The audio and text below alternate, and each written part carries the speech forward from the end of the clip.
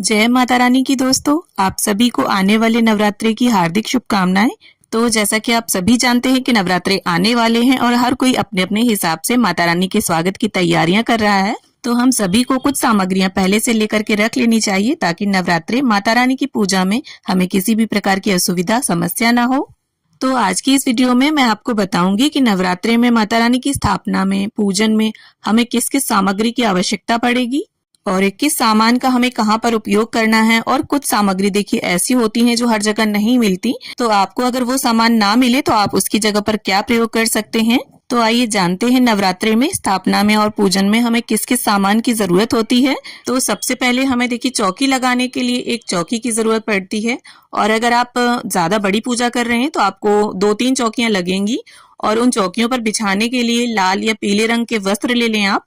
और चौकियों पर बिछाने के लिए नए वस्त्र जरूरी नहीं है, पूजा के जो वस्त्र हैं उन्हें ही आप धुलकर पहले ही सुखाकर रख लीजिए। अब इसके साथ ही हमें माँ दुर्गा का विग्रह चाहिए होगा, तो आप फोटो या मूर्ति कुछ भी ले सकते हैं, छोटी बड़ी जैसी भी है आपके पास। और देखिए कुछ लोग जो मूर्ति है वो मिट्टी की लेते हैं माता की और हर वर्ष उन्हें विसर्जित कर देते हैं, तो अगर ऐसा है तो आप ऐसा कर लें।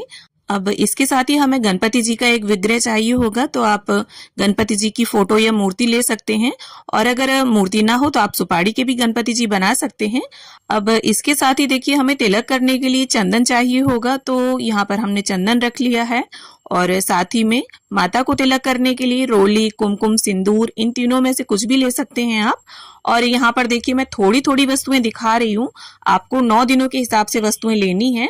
और अगर आप नवग्रहों की स्थापना करते हैं तो आपको सुपारी चाहिए होगी, तो वो रख लेंगे आप। यहाँ पर 9-10 सुपारी आपको चाहिए होंगी। और हवन में प्रयोग करने के लिए और आरती के लिए हमें कपूर चाहिए होगा, तो वो रख लिया है हमने। रुई से बनी हुई बातियां हम ले लेंगे। और अगर घर पर बना रहे हैं तो देखिए पहले से बनाकर रख लीजिए आप।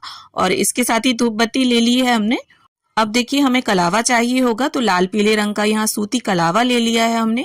इसके साथ ही एक जनेऊ ले लेंगे हम गणपति जी को अर्पित करने के लिए। और साथ ही में देखिए हमें चावल चाहिए होंगे, बिना टूटा अक्षत लेना है आपको। और ये देखिए पूजा में हमें थोड़ी ज्यादा मात्रा में लगेगा क्योंकि अष्टदल कमल बनाएंगे, उसके ऊपर हम कलश स्थापित करते हैं, नवग्रह और षोडश मातृकाएं भी बनाते हैं। और आप चाहें तो देखिए फूड कलर से इन्हें कलर भी कर सकते हैं, पीला, हरा, लाल, जैसा आपका मन करे। अब देखिए अगर आप अखंड ज्योत जलाते हैं या फिर सुबह और शाम की आरती के लिए भी हमें या तो तिल का तेल चाहिए या शुद्ध देसी घी चाहिए, तो जो भी आप अफोर्ड कर सकते हैं वो आप ले लें। और इसके साथ ही यहाँ पर इत्र ले लिया है हमने। अब इसके साथ ही देखिए स्थापना वाले दिन यानी पहले दिन ही माता को चुनरी अर्पित की जाती है, तो यहाँ पर एक लाल रंग की चुनरी ले ली है मैंने। और इसके साथ ही यहाँ पर कुछ श्रृंगार का सामान ले लिया है मैंने। तो आप श्रृंगार के सामान को 9 दिनों में से किसी भी दिन अर्पित कर सकते हैं। अब इसके साथ ही हमें बताशे चाहिए होंगे भोग में समर्पित करने के लिए। और बताशे का भोग जो है वो माता रानी को मुख्य रूप से समर्पित किया जाता है। अब देखिए बताशा जो है वो एक ऐसा सामान है जो हर जगह नहीं मिलता, तो इसकी जगह पर आप मिश्री, चीनी या गुड़ भी ले सकते हैं। और इसके साथ ही देखिए पंचमेवे भी हम रख लेंगे। अब देखिए स्थापना वाले दिन या समापन वाले दिन 5 तरह के आप ऋतुफल अर्पित कर सकते हैं माँ को, या ना हो तो आप एक फल भी प्रेम से माँ को अर्पित करेंगे, वो भी माँ स्वीकार कर लेती हैं। अब देखिए हवन के लिए और भोग के लिए हमें यहाँ पर कुछ इलायची और फूल वाली लौंगे चाहिए होंगी, तो आप पहले से ही छांट कर रख लीजिए। जो फूल वाली लौंग हो वो ही माँ को अर्पित की जाती है।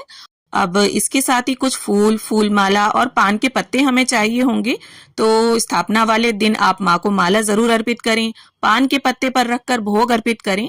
और अगर पहले दिन उपलब्ध ना हो पाए आपको पान का पत्ता, तो जो समापन वाला दिन होता है उस दिन आप पान के पत्ते पर लौंग, इलायची, बताशा और सुपारी को रखकर उसमें हवन में आप उसकी आहुति दे सकते हैं। अब इसके साथ ही देखिए हवन करने के लिए हमें एक पात्र चाहिए होगा, तो अगर आपके पास तांबे का हवन कुंड है तो उसका प्रयोग करें, या फिर आप मिट्टी की सराई या इस तरह से हवन कुंड भी ले सकते हैं। अब हवन हमें किस पर करना है, तो यहाँ पर देखिए गाय के गोबर के उपले आपको लेने हैं। ये आसानी से आपको पूजा पाठ की शॉप पर मिल जाएंगे, आजकल देखिए उपलब्ध हो जाते हैं, ऑनलाइन भी मिल जाते हैं। तो आप पहले से इकट्ठे लेकर रख लीजिए। और ये ना मिले तो आप आम की लकड़ियों पर या फिर सूखे हुए नारियल को प्रज्वलित करके भी उसके ऊपर आहुतियां दे सकते हैं। और आहुति देने के लिए हमें हवन सामग्री चाहिए होगी, तो वो ले लेंगे हम। अब साथ में देखिए कलश स्थापना के लिए हमें तांबे का, पीतल का या फिर मिट्टी का कलश लेना है, तो वो ले लेंगे हम। और ये सारी चीजें देखिए पहले से ही साफ सुथरी करके रख लें आप। अब कलश के अंदर डालने के लिए हमें एक हल्दी की गांठ, सुपारी और सिक्का चाहिए होगा, तो वो ले लेंगे हम। हल्दी की गांठ की जगह आप हल्दी पाउडर भी प्रयोग कर सकते हैं। और इसके साथ ही देखिए कलश के ऊपर सजाने के लिए हमें आम के पत्ते चाहिए होंगे, तो आम के पत्ते थोड़े आप टाइट लें और बंच में अगर मिल जाते हैं तो ज्यादा अच्छा है, 9 दिन में वो सूखते नहीं हैं। तो इस प्रकार से 5 या 7 आम के पत्ते, और आम के पत्ते ना मिले तो अशोक के पत्ते ले लें आप। और इसके साथ ही देखिए कलश के ऊपर रखने के लिए हमें एक जटा वाला पानी वाला नारियल चाहिए होगा। इसके ऊपर लपेटने के लिए एक लाल कपड़ा चाहिए होगा। अब देखिए अगर आप ज्वारे भी बोते हैं तो आपको इस प्रकार से एक मिट्टी का कुंडा चाहिए होगा, या फिर आप देखिए पीतल की थाली या पीतल के कटोरे, कांसे के कटोरे, इनमें भी ज्वारे बो सकते हैं।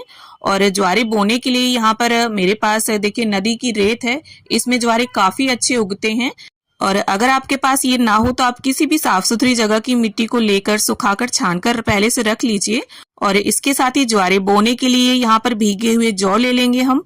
तो बहुत से लोग देखिए जौ बोते हैं, बहुत से लोग गेहूं बोते हैं और बहुत से लोग मिक्स करके बोते हैं।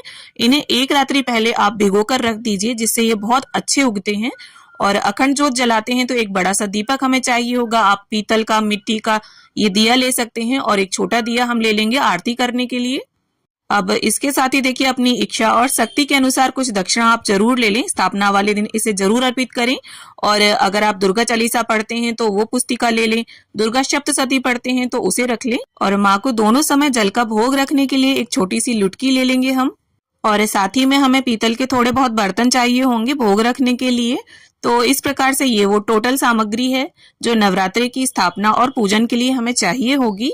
तो मुझे पूरी उम्मीद है इस वीडियो को देखकर आप सभी को नवरात्रि की स्थापना और पूजन की सामग्री को अरेंज करने में कहीं ना कहीं हेल्प मिलेगी।